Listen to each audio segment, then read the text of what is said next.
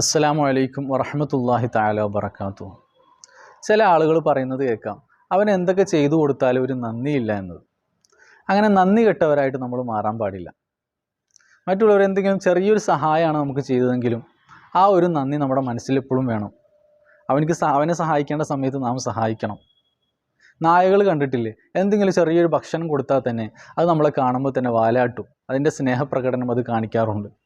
എന്നാൽ അതിനേക്കാൾ എത്രയോ ഉത്തമരായ മനുഷ്യർ എത്ര നല്ല രൂപത്തിലാണ് നന്ദി പ്രകടനം കാഴ്ചവെക്കേണ്ടത്.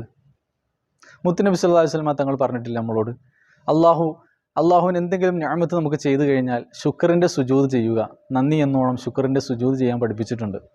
ഈ പരിശുദ്ധമായ മിഅ്റാജ് നോമ്പ് തന്നെ ഒരു ശുക്റല്ലേ. അള്ളാഹിൻ്റെ ഹബീബ് സല്ലല്ലാഹു അലൈഹി വസല്ലം തങ്ങൾ അള്ളാഹുവിനെ കണ്ടു, ഒരുപാട് അനുഗ്രഹങ്ങൾ കിട്ടിയതിൻ്റെ പേരിൽ ലോക ഉമ്മത്ത് ചെയ്യുന്ന വലിയ ശുക്റാണ് ഈ മിഅ്റാജ് നോമ്പ്. അല്ലാഹു തആല നമ്മുടെ എല്ലാ അമലുകളും സ്വീകരിക്കുമാറാകട്ടെ.